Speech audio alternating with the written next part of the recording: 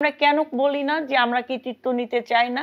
এই কারণে কারণ গণমানুষের রাজনীতি যারা করে, যারা জাতীয়তাবাদী রাজনীতি করে, যারা গণতন্ত্র পুনঃপ্রতিষ্ঠার জন্য জনগণের পক্ষে দাঁড়ায়, তারা কখনো কৃতিত্ব দাবি করার জন্য কিন্তু সংগ্রাম করে। আমি কখনো কোনো মিডিয়াতে বলি নাই যে এই আন্দোলনে যদি একজন নারী নেত্রীর ভূমিকা থাকে সেখানে নিপুণ রায়চৌধুরীর নামটা আসতেই হবে।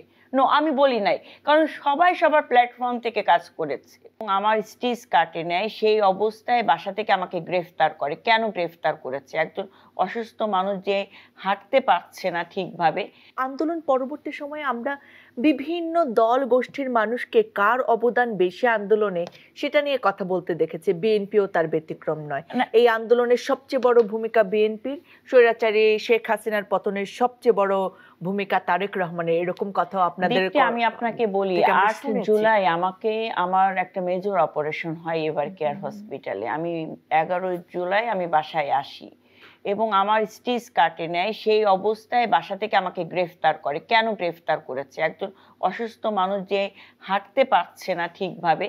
ওই যে আমি ফোনে সব অর্গানাইজ করেছি এবং প্রোগ্রামগুলো সেট আপ করেছি, ঠিক আছে? এইভাবে করে যখন আমাকে ডিবি অফিসে নিয়ে যাওয়া হয়, একটা অমানবিকভাবে আমাকে ডিবি অফিসে নিয়ে যাওয়া হয়, তখন আমি যে দেখি যে ধাপে ধাপে বিএনপি শীর্ষ থেকে শুরু করে একদম নিম্ন একদম ওয়ার্ডের কর্মী পর্যন্ত গ্রেফতার হয়েছে এবং যে ভয়ঙ্কর নির্যাতন করেছে সেটা চোখে না দেখলে বিশ্বাস করা যায় না।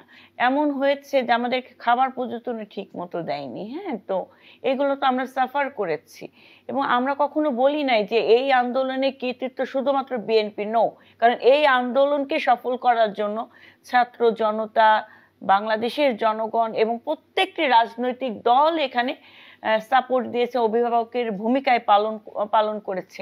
আমরা কেন বলি না যে আমরা কৃতিত্ব নিতে চাই না? এই কারণে কারণ গণমানুষের রাজনীতি যারা করে, যারা জাতীয়তাবাদী রাজনীতি করে, যারা গণতন্ত্র পুনঃপ্রতিষ্ঠার জন্য জনগণের পক্ষে দাঁড়ায়, তারা কখনো কৃতিত্ব দাবি করার জন্য কিন্তু সংগ্রাম করে না। RICL TMX, যুগের পর যুগ স্থাপনা থাকে মজবুত। VRM প্রযুক্তির RICL TMX।